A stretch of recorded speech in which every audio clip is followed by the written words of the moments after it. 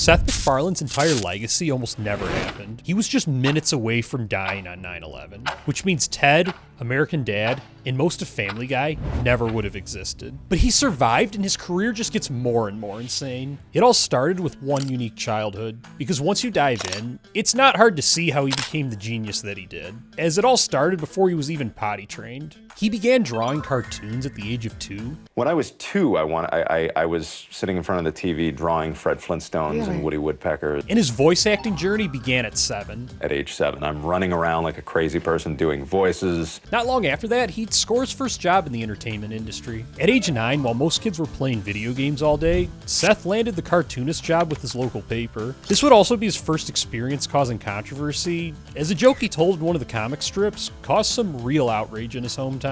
At 9 years old, you got a job at the local newspaper because you sent them a cartoon you drew. And I remember one of the jokes you wrote, you had a kid kneeling at the altar taking communion, and you asked, "Can I have fries with that?" Yes. Then everything went fucking nuts. Yeah, I actually got an angry letter from the local priest saying, "Shame on you for insulting the Almighty God and those who love him." Pretty advanced joke for someone who hadn't even turned 10 years old yet. Which, when you think about it, that's a lot more funny than virtually any joke that's been in any movie the past decade. So what sparked such a strong head start in his sense of humor? Well, he heavily credits his parents for living an uncensored lifestyle around him. My family was very uncensored in a lot of ways. There wasn't really any kind of humor that was off limits. I mean, like, even I remember from the age of 4, her stubbing her toe and like, "God fucking damn it, son of a fucking..." Wild.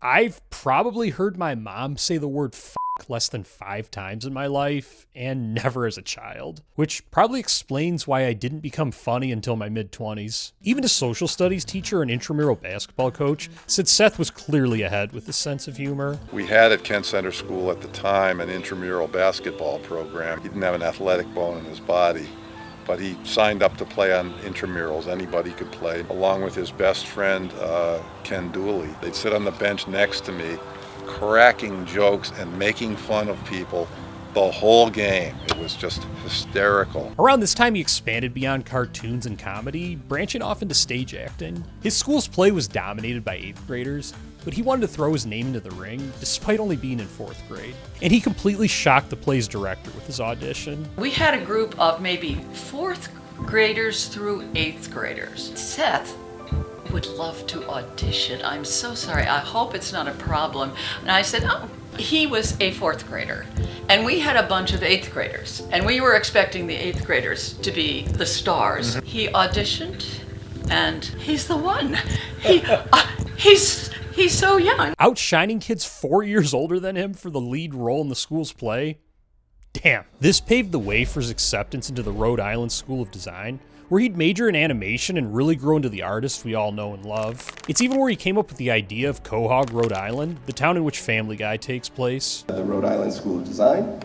And first of all, is that where the idea for the setting of Quahog came? Yeah, it was. Rhode Island has a lot of character. It's one of the worst dialects on the planet. It's funny to think in hindsight that he was building the characters and world for a show that would change television forever, but had no idea. He took part in several student films while he was there, which it's gotta be pretty damn cool after the fact to be able to say you worked on a short film with Seth MacFarlane. But his senior thesis film, The Life of Larry, would prove to be 1,000,000 times more important than anything else he did there. This is really where he started to cross over from amateur to professional. I think you'll see what I mean. Just listen to the voices. What do you think they eat? Oh, yes, I don't know. It's some kind of like space jerky or something, I guess. Yeah, because they're obviously, well, I mean, Shatner's obviously, getting fed fairly well. I mean, somebody's seeing to that. Don't they sound identical to both Brian and Peter Griffin? The talent wouldn't go unnoticed, and it'd completely ruin his post-graduation plans. He originally planned to go to grad school for musical theater, but Hollywood had other ideas. I had gotten it into my head that I was going to maybe go to grad school for musical theater as well. So I applied and got in, and I was all set to go. I got this offer from Hanna-Barbera to come do an animated short for a series that they were developing, and so I just had to take it, moved out to California. And the work he did for Hanna-Barbera was just the first domino, as he'd immediately get work on several children's cartoons, including Ace Ventura, Johnny Bravo, and Dexter's Laboratory. Johnny Bravo, show that was on the air at the time, and Dexter's Lab, and all these shows that the millennials and Gen Z will I'm shocked at how much they remember. I worked there for 3 years. It's so funny looking back because it's pretty hard to imagine the guy behind one of the raunchiest and controversial cartoons of all time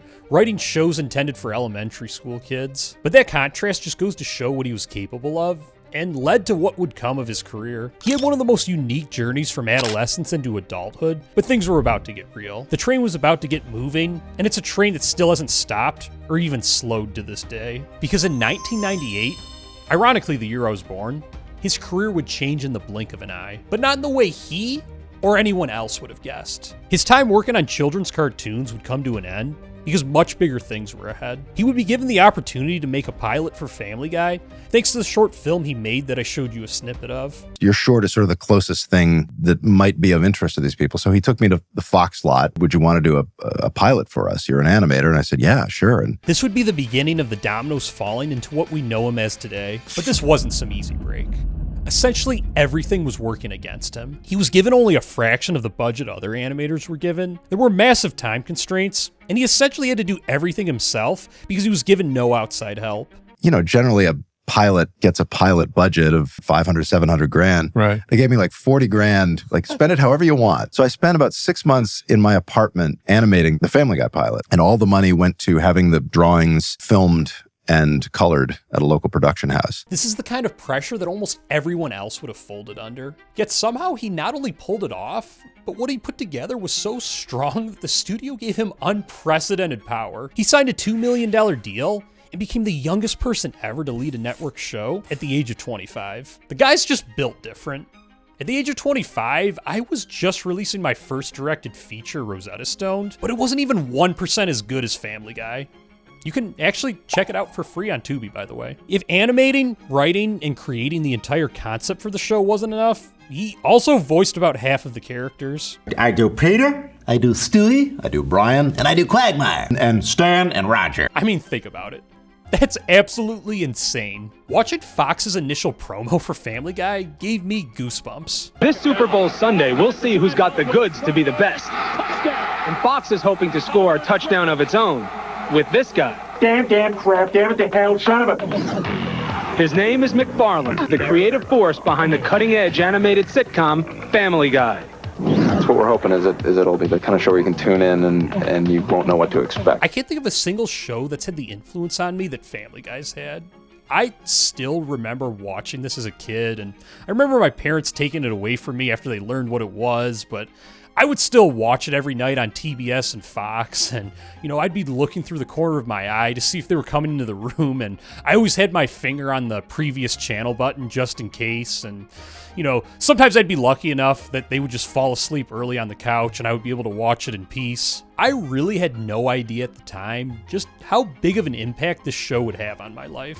Like, it formed my entire sense of humor, and looking back, if I'm being completely honest, I don't think I would be a filmmaker today if it weren't for Family Guy. And just like that, the show took off, got picked up for 3 seasons, and delivered nonstop laughs every week. There was that time you got caught peeping in the ladies' locker room.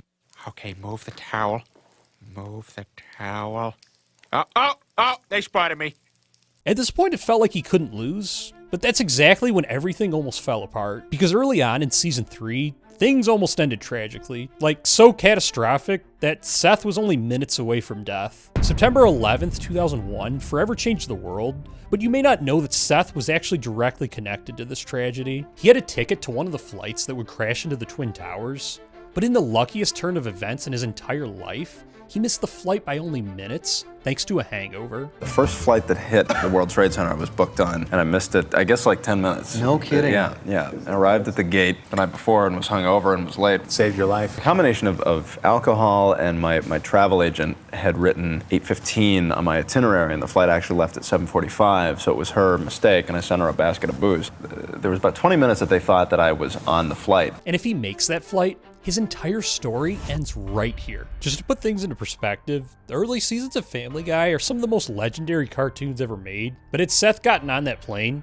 the show would have died off, American Dad never would have existed, neither would have Ted or the TV series. The entire landscape of comedy as we know it never would have been the same. All because of 10 minutes. Like, it's almost impossible to even quantify how much these 10 minutes forever changed the trajectory of comedy, and how different the world of entertainment would look today had he made that flight on time. But it didn't slow him down, because he'd immediately get back to work. Though it wouldn't be for long, because he was about to face his first major rejection from Hollywood. Just 3 seasons into Family Guy, he'd get the news that Fox decided to cancel the show and that he'd need to move on. This would be devastating for most people, but he surprisingly actually handled it really well. You know, I was still under a deal with Fox. They did it in a very classy way. They said, look, we want you to come back and, we're keeping you under contract. We want you to come back and pitch a new show to us as soon as you can. Instead of fading out, he just kept working, and did so on several shows, including Gilmore Girls,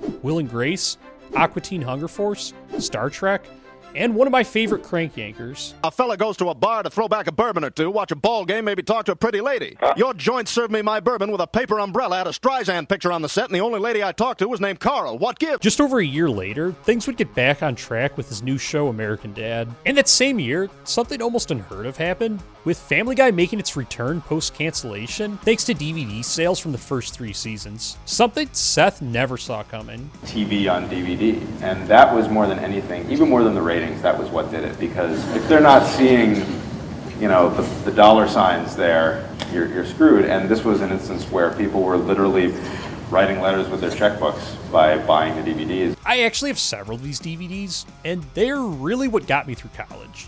Believe it or not, my apartment in college actually didn't have Wi-Fi. It was about the size of a walk-in closet, and every single night to entertain myself, I would just pop in a Family Guy DVD. But just like that, in a year's time, he'd go from no shows to being the head of 2 of Fox's biggest shows. From there, his career would only escalate, with him appearing on shows such as Robot Chicken, Letterman, and Bones, which would eventually lead to him being asked to address Harvard's class of 2006 in what was both the most unprofessional and funniest college addresses I've ever seen. Boy, it's strange to hear that voice coming out of that face. In that sense, I'm a lot like Celine Dion. I'm not calling her silly looking, but if you meet her in person, I'll give you $1 if you can find her nose. He even spent about half of the speech addressing them as Family Guy characters. One of them Soloflex things, and you want to order one so you can get in shape, even though everybody says you gotta be gay to have a Soloflex. It is indeed an honor to address the denizens of the hallowed grounds of Harvard. Where boys can be boys, girls can be girls, and those in between can create student groups to feel better about their lack of romantic options. I feel a tremendous sense of accomplishment being here because I've banged chicks in every school in the Ivy League except Harvard. You are by far the toughest to get into. At this point, Seth had already had more success than 99.99% of his peers, but we're not even halfway through what he'd accomplish. Not even close. Because the next phase of his career wasn't just bigger, it was on a completely different level. Things, honestly, started to get pretty ridiculous. In 2009, Fox said 2 television shows for Seth MacFarlane is simply not enough, awarding him his 3rd cartoon to air simultaneously with American Dad and Family Guy, The Cleveland Show. Cleveland Show!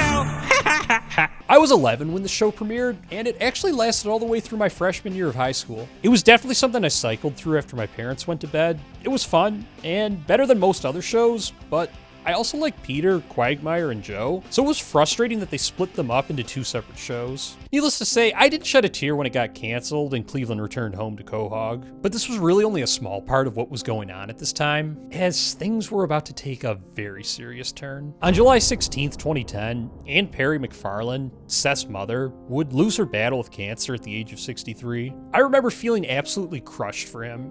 I know he loved her very much, and at this point in my life, I was completely directionless and definitely viewed Seth as my top role model. He would dedicate the premiere of season 9, and then there were fewer, an hour-long Family Guy special, to his mom. And I'd say this is probably the best all-around Family Guy episode ever made. Like, off the top of my head, I can think of at least 10, maybe even 20 episodes that are funnier than this one. But in terms of all-around appeal, this one probably takes the cake. But this moment also marked a major turning point in his career, as this would be the last season that Seth would be in the writer's room for Family Guy, the show that spearheaded his career. This was a huge deal. While he still voices several characters to this day, leaving the writer's room was not an easy decision. It was tough, but it was easier than if I had kept one hand in it. I'm the kind of person that I can either give 1,000% to something or none at all. I cannot do. I'm a terrible production executive in that regard. But with every end comes a new beginning, and this decision freed up ample time to do everything else he had ever wanted to accomplish creatively, because no longer was he just an animator, voice actor, screen actor, director, or singer. And you, some exotic booze, there's a bar in far Bombay.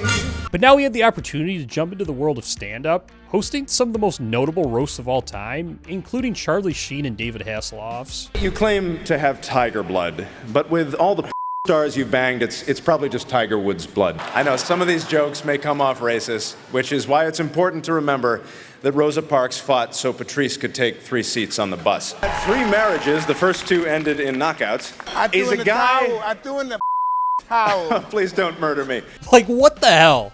If the guy never got into cartoons, he would have ended up becoming the greatest stand-up comic of all time. He also had the prestige of hosting Saturday Night Live, where he apparently got so anxious that he almost walked off of set mid-sketch. I remember the panic set in, and I'm saying the words in that sketch, and I'm thinking I am about a second away from just going, you know what? I can't do this. And just walking off. Right. And the shit that was going through my mind, that's going to be what defines my career if I do that. And I was just so close. But if you think hosting some of Comedy Central's biggest roasts of all time, along with SNL, was huge, those pale in comparison to what he'd do next. Because he would go on to host the 85th Academy Awards, and this was back when people actually watched. This was basically the biggest stage in Hollywood. I remember my mom, along with several of my cousins and aunts on my dad's side of the family, would always get together for Oscar watch parties, many of whom are quite prude, and they were not happy with Seth, to say the least. I'm guessing it was because of sketches like this one, which pay attention to the reactions in the crowd. Meryl Streep, we saw your boobs in Silkwood. Naomi Watts in Mulholland Drive. Angelina Jolie, we saw your boobs in Gia. They made us feel excited and alive. Anne Hathaway, we saw your boobs in Brokeback Mountain. Halle Berry, we saw them in Monsters Ball. Nicole Kidman and Eyes Wide Shut, Marissa Tomei and The Wrestler, but we haven't seen Jennifer Lawrence's boobs at all. That Jennifer Lawrence reference did not age well. At this point, it felt like he had done literally everything. But things were about to get even bigger for him, because he was about to jump into something completely different. Ted would mark his feature film directorial debut, which he viewed as his biggest challenge to date. A feature script is infinitely more difficult than writing a half-hour television, because with a show like Family Guy or really any sitcom, you can be a little loose with the story at times. With a movie, no matter how funny you are, you really do also have to have that story arc that people are invested in, because they're sitting in that room for an hour and a half. Which, when you think about it, makes what this movie turned into even more wild. This movie was actually supposed to be an animated television show. Ted was originally an idea for an animated series that I came up with and shelved for a while. When it came time to do my first movie, it seemed like the perfect premise. Turns out he might actually be getting his wish 15 years later, which we'll get back to in a bit. I remember when this movie came out and I wanted to see it so badly, but my parents wouldn't let me. Seth definitely disagreed with them. If you got a kid in high school, my parents would have taken me to a movie like this when I was in high school. If you're okay with the language, then it's fine, because, hey, they're hearing this language in the schoolyard anyway. Better they learn these words from Hollywood than in the schoolyard. I mean, he's not wrong.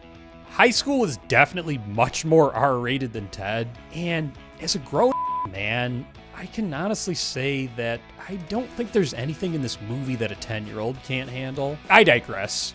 I only ever remember this movie being really, really big, about as talked about as The Hangover, so I'm pretty shocked to hear that he was genuinely afraid of this movie flopping. I never expected Ted to do what it did. I didn't know what it was going to do. While we were filming Ted, I was living in fear of Bridesmaids, because that movie had just come out, and it, just felt very new and fresh and funny and sharp, and I remember thinking, our movie's gonna suck. I mean, that's absolutely nuts to think about. Of course it didn't flop. It grossed over $500 million and became the highest grossing original R-rated comedy. I, of course, eventually did see it, and it's absolutely hilarious. Cole! That's my bad. I was sending a tweet. The first time I watched this was the summer after I graduated from high school. I remember it was after one of my baseball games. It was a really rainy night. We had the movie on DVD, and I popped it in my PS3, which, looking back now, it's been like a decade and a half since I've played a video game. I don't even know what PlayStation we're on, but I remember the first time they sung the Thunder Buddy song, I just completely lost it. When you hear the sound of thunder, don't you get too scared. Just grab your thunder buddy and say these magic words. You thunder, you can suck my. I remember just laughing so loud, and it was probably 1 or 2 in the morning, and I heard my parents' bedroom door open. I was like, oh, shit. And my dad came into the front room, and he was like, can you keep it down? But yeah, that was my introduction to Seth as a filmmaker. Seth would follow up Ted with his passion project A Million Ways to Die in the West, which he says Universal let him make thanks to the success of Ted and Family Guy. Family Guy makes a bunch of money. Ted makes a bunch of money. That was kind of how the Western worked in many ways. They wanted Ted 2, and I got to make A Million Ways in between if I gave them Ted 2. Honestly, I thought it was just okay. I didn't hate it or anything, but it's not something I would watch again. Though I'm glad he got to make it. It essentially broke even at the box office when you account for the theater's cut in box office revenue. But what came next was by far my favorite work from Seth, which, if you can't tell, I'm quite the fan, so it's about the highest praise I can offer. And that's Ted 2, one of the movies to get its poster on my wall. But things got really interesting with this one, because I never knew until now that this movie was actually supposed to have a completely different plot. They changed it last second because We're the Millers, another great comedy by the way, beat them to it. And originally the sequel was supposed to be John and Ted trucking a pot shipment across the country. But Where the Millers came out, had to come up with something else. And then this idea of Ted having to prove his, Ted in a civil rights battle to prove his personhood seemed like something that was actually much more interesting anyway. So they scrambled to come up with an even more unique plot line, with the priority of not making the same mistake that other comedy sequels do, of making the same exact movie all over again. The eyes of the fans, that's the only thing that to me is important, is that they get the same feeling, the same experience that they had with the first one, but that the story is completely new. We tried desperately not to rehash our own work. It instead was a civil rights themed comedy with a plot of Ted suing to prove his personhood, which was pretty uniquely timed because the movie came out the same exact day that same-sex marriage became legal in the United States. I was actually lucky enough to see this movie in theaters, and holy was it funny. He's not my property. He's a person. He's way more of a person than lots of other people. I mean, fucking Steven Tyler? What the is that? Some kind of weird soccer mom looking Goonie monster? Your Honor. I'll allow it. I was only 16 when this movie came out. In my hometown, there are 4 movie theaters within a 20-minute radius, but only one of them doesn't card for R-rated movies. I was the only one in my friend group who was under 17, so we had to go to that one, and oh my god, this was one of the best movie-going experiences of my entire life. We were just laughing our asses off the whole movie, and so was the entire theater. God, I remember laughing so hard that my throat hurt, my chest hurt, my stomach hurt, my ribs hurt. Like, I remember leaving that movie, and it felt like I had just gotten into a car accident. My Aunt Cheryl and Uncle Charlie had a get-together immediately afterwards. I don't remember the occasion, but I remember getting there, just going into the bathroom and looking in the mirror and just thinking, that was funny. This is something I'll never forget about for the rest of my life. And 11 years later, that still holds true. The movie didn't do quite as well at the box office as the original, but still scored a healthy profit, bringing in roughly $215 million off of a $68 million budget. This marked the last movie to date that Seth has written or directed, which is pretty shocking, but probably has much less to do with studios not wanting him to direct, and much more to do with the fact that he just doesn't have any time. Because boy, has he had his hands full. In fact, he's only added more to his plate. As a lover of science, he rebooted Carl Sagan's Cosmos, and as a lover of sci-fi, he started his own sci-fi show, The Orville. Because why not? You can never have enough television shows, I guess. I actually got to sit down with Larry Joe Campbell last year, and he talked about his experience working with Seth on The Orville. I was pleasantly surprised by what he told me. Seth, it's not hyperbole. Like, he's a genius.